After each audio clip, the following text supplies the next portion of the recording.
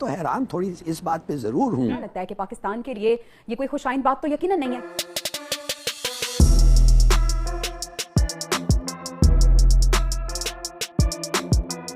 एक तरफ तो आपको पता है कि भारत के वज़ीर आज़म जो हैं वो यूएई में इंडिया का मुस्तकबिल डिसाइड कर रहे हैं और वो फैसले कर रहे हैं कि इंडिया ने किस डायरेक्शन में जाना है। 5वां ट्रिप है। बजा रहे हैं, ढोल बजा रहे हैं, उधार के पैसे लेके यूएई ने दे दिया। हमारा पाकिस्तान वो मुल्क है, ना खुद तरक्की करता है ना किसी को तरक्की करता देख सकता। हमने अक्सर देखा है कि इंडिया के प्राइम मिनिस्टर नरेंद्र मोदी जब भी किसी इंटरनेशनल विजिट पर जाते हैं तो उन्हें बहुत ज्यादा रिस्पेक्ट मिलती है। उन्होंने हमें कहा कि पाकिस्तान हमारा कोई ब्रदरली कंट्री नहीं है, ना इस्लामी। बलूचिस्तान में शिद्दत पसंदों के खिलाफ 2 ऑपरेशंस में 12 जवानों ने जाम शहादत नोश कर ली। लेकिन उसके बरक्स पाकिस्तान के प्राइम मिनिस्टर को उतनी रिस्पेक्ट नहीं दी जाती जितनी इंडिया के प्राइम मिनिस्टर नरेंद्र मोदी को दी जाती है। यूएई के अंदर कई ऐसे वाकयात हुए हैं और ग्रूसम किस्म के वाकयात हुए हैं, क्रिमिनल एक्टिविटीज हुई हैं जिसके अंदर पता चला, इन्वेस्टिगेट किया गया, पता चला पाकिस्तानी इन्वॉल्व है। मुल्क में अपनी तारीख के बदतरीन दौर से गुजर है। मईशत, तिजारत, बैनुल अक़वामी बरादरी का एतमाद सब कुछ बर्बाद हो रहा है, मगर हमारे रहनुमा, हमारे लीडर मोदी साहब वहाँ पे यूएई में बैठ के कह रहे हैं यूनाइटेड अरब एमिरेट्स से कि आओ $100 बिलियन की कारोबार बढ़ाएं। आईएमएफ को आंखें दिखाने और फिर मजबूर होकर आंखें मिलाने बल्कि आंखें झुकाने और फिर बिछाने के बाद $3 अरब कर्जे की मंजूरी पर वजीर आज़म शहबाज शरीफ ने कहा कि कर्ज का मिलना हमारे लिए लम्हा फखरिया नहीं बल्कि लम्हा फिक्रिया है।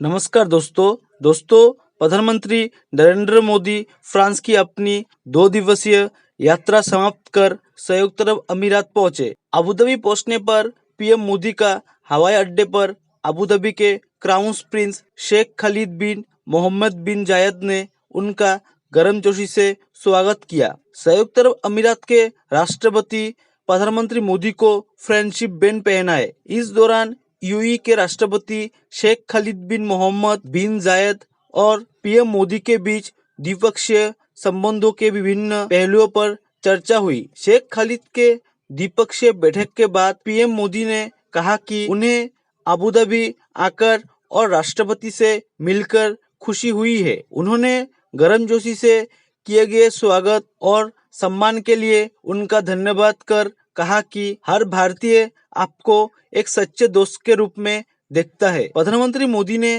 कहा कि हम अपने साझेदारी को मजबूत करने के लिए नई पहल कर रहे हैं। दोनों देशों की मुद्राओं में व्यापार समझौते पर आज का समझौता हमारे मजबूत आर्थिक सहयोग और विश्वास को दर्शाता है। इससे पहले अबूधाबी में पीएम मोदी और यूएई के राष्ट्रपति शेख मोहम्मद बिन जायद अल नहान की मौजूदगी में भारत और यूएई के अधिकारियों ने कई समझौता ज्ञापनों का आदान प्रदान किया। अब पाकिस्तानी मीडिया प्रधानमंत्री मोदी की यूएई में भव्य स्वागत को देख रोने लगा है। चलिए दोस्तों, इसी पर आगे पाकिस्तानी मीडिया के रिएक्शन देखते हैं। एक तरफ तो आपको पता है कि भारत के वज़ीर आज़म जो हैं वो यूएई में इंडिया का मुस्तकबिल डिसाइड कर रहे हैं और वो फैसले कर रहे हैं कि इंडिया ने किस डायरेक्शन में जाना है। 5वां ट्रिप है और हम पाकिस्तान के अंदर आज ये बहस कर रहे हैं कि ये जो अफगान तालिबान है इन्होंने टीटीपी को पनाह दे के रखी हुई है। अब देखें कि कल पाकिस्तान की जो सर्विसेज पब्लिक रिलेशन है ISPR उसने एक स्टेटमेंट जारी की और उन्होंने ये बताया कि अफ़गानिस्तान जो है वो कैसे पाकिस्तान के अंदर जो दहशतगर्दी हो रही है उस हवाले से उनकी साइलेंस पे बात की। अगर आपको याद हो कि रिसेंटली ज़ोब के इलाके में जो पाकिस्तानी मिलिट्री के तकरीबन 9 जो जवान हैं वो शहीद हुए हैं और ये बहुत बड़ा अटैक है और ये एक नई इंसर्जेंसी आप समझ लें कि ये जो बलोच मेजॉरिटी एरियाज़ हैं यहाँ पे TTP तहरीक तालिबान पाकिस्तान जो है वो ऑपरेट कर रही है। हाल से पाकिस्तान ने जैसे वो कहते हैं ना कि है उनको बताया तो है उनको कि भाई साहब उन बस करो, लेकिन मुझे नहीं लगता कि वो हमारी सुनने जा रहे हैं। मोदी साहब वहाँ पे यूएई में बैठ के कह रहे हैं यूनाइटेड अरब एमिरेट्स से कि आओ $100 बिलियन की कारोबार बढ़ाएं और आओ जो है वो हम जो फ्री ट्रेड एग्रीमेंट है GCC के साथ उसको मटीरियलाइज करें। और हम कभी अफगान तालिबान को लेकर दोहा पहुंचते हैं, कभी अफगान तालिबान TTP को होस्ट करते हैं और दूसरा अफगान तालिबान हम पे ये हमें प्रेशराइज करते हैं और कहते हैं कि जनाब हमें इंटरनेशनली रिकग्नाइज करवाएं। अच्छा, पाकिस्तान की इस हवाले से देखिए 1996 और पोजीशन थी, 2023 बिल्कुल एक डिफरेंट वर्ड है। 2023 में पाकिस्तान की जो है ना वो कोई उस हवाले से नहीं है, ठीक है जनाब। और सो मुझे ये लगता है कि पाकिस्तान की जो आर्म फोर्सेज हैं, मैंने ये पहले भी आपको याद रखा था, पाकिस्तान बड़ा जिसे कहते हैं ना बड़ी वो कर रहा है, हिचकिचाहट शो कर रहा है। अफगान तालिबान आपको पता है उन्होंने अभी तक किसी की भी कुछ भी नहीं सुनी जो कि एक फैक्ट है। और हम इसी चीज़ में लगे हुए हैं कि नहीं इंशाल्लाह ठीक हो जाएगा, वो बेहतर हो जाएगा। पहले से हमने महसूस किया है कि जो अफ़गान तालिबान हैं वो हमारे साथ चलेंगे, हम उनको वीज़े दिए जा रहे हैं, हम उनके लोगों को पाकिस्तान में बना दिए जा रहे हैं। और हमारी आर्म्ड फोर्सेस ये कह रही हैं कि हमें बड़े सीरियस कंसर्न्स हैं कि टीटीपी के अफगानिस्तान में सेफ हेवन्स हैं और वो बड़ी लिबर्टी से ऑपरेट करते हैं। टीटीपी, अगर 2-4 दिन पहले याद होगा, मैंने आपके साथ एक डिस्कशन की थी और मैंने बताया था कि जो अफगानिस्तान की जो सरकार है वो ये कह रही है, टीटीपी अफगान तालिबान ये कह रहे हैं कि वो हमारे पास नहीं है, वो अड्डे जो हैं जो टीटीपी है वो तो पाकिस्तान में मौजूद है और पाकिस्तान के पास कोई जवाब नहीं है इसका। अच्छा, मज़े की बात ये है कि आज ही पाकिस्तान के जो डिफेंस मिनिस्टर हैं उन्होंने कहा कि वो अफगानिस्तान जो है ना वो हमारा कोई नेबर शेबर वाला काम नहीं कर रहा। ये काम आज से बहुत अर्सा पहले अब्दुल्ला जो चीफ एग्जीक्यूटिव होते थे अशरफ गनी के साथ, ये उन्होंने हमें कहा कि पाकिस्तान हमारा कोई ब्रदरली कंट्री नहीं है, ना इस्लामिक, हम नेबर हैं बस आपके। और फिर जब हालात बेहतर होने की कोशिश हुई तो फिर वो पाकिस्तान का दौरा भी उन्होंने किया। जो चीफ एग्जीक्यूटिव उन्होंने दौरा नहीं किया। वो बड़े स्मार्ट प्लेयर थे, बड़े वो प्रो इंडिया थे बहुत ज़्यादा। और अब खाजा हमारे डिफेंस मिनिस्टर ने क्या कहा, उन्होंने कहा जी अफगानिस्तान जो है ना वो अपनी एज ए नेबर अपनी ड्यूटीज़ को जो है ना वो नहीं कर रहा। और हम क्या कह रहे हैं, हम अफगानिस्तान के लिए पूरी दुनिया में जाकर पैसे मांगने हैं कि यार ना दिला ठीक करो, ये अब हमारे गले पड़ गई ये सारा। जी, अगर तो इंडिया के प्राइम मिनिस्टर का इस्तकबाल इतने शान और शौकत से किया गया है तो जहाँ तक मुझे लगता है कि India is a big market, India बहुत बड़ी मार्केट है उसके आबादी के रकबे के लिहाज से, तो ऑब्वियसली बाहर के जितने ममालिक हैं उनका तो इस्तकबाल शान से करेंगे। अगर वो नहीं करेंगे तो मोदी सरकार इंडिया में उनका बैन कर देगी कि ये हमने नहीं करना। डेफिनेटली ये हकीकत है, स्टेट जो बात है, हर बंदा कारोबार चाहता है, हर बंदा तरक्की चाहता है, तो जब उनकी वहाँ पे कोई चीज़ लॉन्च होने से पहले बंद हो जाएगी तो डेफिनेटली उनको सपोर्ट नहीं करेंगे। इंडियन इतने अपने सरकार की वो बात मानते हैं जिनको कहते हैं मोदी सरकार। अगर बात कीजिए पाकिस्तान की इंसल्ट करवा के आए हैं जैसे हमारे प्राइम मिनिस्टर शहबाज शरीफ, अगर मैं कहता हूँ कि बिया स्पॉट इमरान खान मेरे लीडर हैं, मैं उनको मानता हूँ कि वो एक अच्छा लीडर है, अगर वो जाते तो शायद उनका इस्तकबाल मोदी से भी अच्छा होता। जैसे वो अपने कुर्सी पे मौजूद थे, उन्होंने चाइना का किया दौरा, तो आपने देखा होगा कैसे प्रोटोकॉल दिया उन्होंने। एक वज़ीर आज़म की गाड़ी उनको पिक करने आई है, ये बंदे बंदे का भी फर्क होता है। और इमरान खान साहब ने बाहर के मुल्कों में अपनी इज्जत बनाई हुई है, नो डाउट। लेकिन एक चीज देखने को आई है कि पूरी दुनिया में जो रिस्पेक्ट इंडिया के प्राइम मिनिस्टर को मिलती है वो पाकिस्तान के प्राइम मिनिस्टर को नहीं मिलती, चाहे वो शहबाज शरीफ हो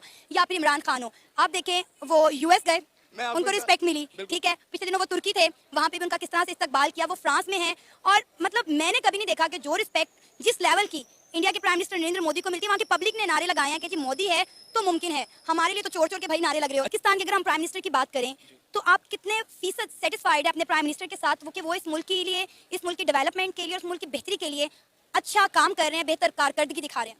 अभी मौजूदा दौर पे जो हमारे प्राइम मिनिस्टर जा रहे हैं, अगर इनके हवाले ऑनेस्टली मैं बोलूं तो 100 में से मैं 20 नंबर दूंगा। मुझे तो ये फील लगता है पर्सनली, क्योंकि जो हमारे मुल्क में हो चुका है पिछले 5-6 सालों से, जब से खान साहब की गवर्नमेंट आई है और चली भी गई है, तब से लेकर अब तक नून लीग की जो हुकूमत है, अभी भी हमारे जो प्राइम मिनिस्टर है शहबाज शरीफ, लेकिन उनके बारे में तो अब जो अवाम की राय बन चुकी है और जो इंटरनेशनल अवाम की राय बन चुकी है कि वो एक चोर है, उन पर एक दबा लग चुका है। जब किसी पर दबा लग जाए तो उसको मिटा नहीं सकते। तो यही हिसाब अब हमारे प्राइम मिनिस्टर का कि वो अब जितनी मर्जी मेहनत कर लें, जो मर्जी अवाम के लिए सोच लें वो चोर है, तो उन्होंने अब चोर रहना है। रीजन क्या है कि इसके पीछे क्या वजह हो सकती है कि पाकिस्तानियों को जब उतनी इज्जत नहीं दी जाती जितनी जब इंडियंस को दी जाती है, और पाकिस्तानी भी इतने टफ रूल्स रेगुलेशंस क्यों फॉलो करने पड़ते हैं? इसकी क्या रीजन, आप क्या समझते हैं? बात बहुत सिंपल सी है कि एक घर में भी ना, जब एक फैमिली होती है ना, सिर्फ उस बंदे की या उस बच्चे की ज्यादा इज्जत होती है जो घर में कमाऊ पूत होता है, ठीक है।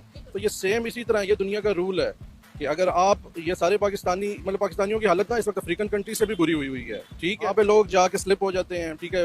और वो किस लिए होते हैं, इधर के यूरोप में गए या कहीं पे भी जाते हैं बाहर, तो वो इसलिए होता है सिर्फ कि जी वो बाहर बेहतर रोजगार के मौकों के लिए होते हैं कि अपॉर्चुनिटीज़ लोगों को बेहतर मिलती हैं। वो बेहतर इसलिए मिलती हैं कि क्योंकि पाकिस्तान के अंदर कोई अपॉर्चुनिटीज़ नहीं है। इकॉनमी का हाल देखें कि लोग फाकों से मर रहे हैं, स्पेशली अभी पिछले 3-4 महीने के हालात तो आप देख लें। बिजली गैस, बंदा आप बिजली गैस तो छोड़ दे, लोग खाने पीने रोटी से तंग हुए हुए हैं, ठीक है। तो जब तक आप अपनी डोमेस्टिक पॉलिसी, इकोनॉमी ठीक नहीं करते हैं तो आपके साथ, मतलब आप तो घर से भी बाहर नहीं निकल सकेंगे। जय हिंद दोस्तों, स्वागत है आपका आपके YouTube चैनल जय हिंद पर। वीडियो को लाइक और चैनल को सब्सक्राइब जरूर करें और हम आपके लिए पाकिस्तानी मीडिया के एक से बढ़कर एक लेटेस्ट वीडियो लाते रहेंगे।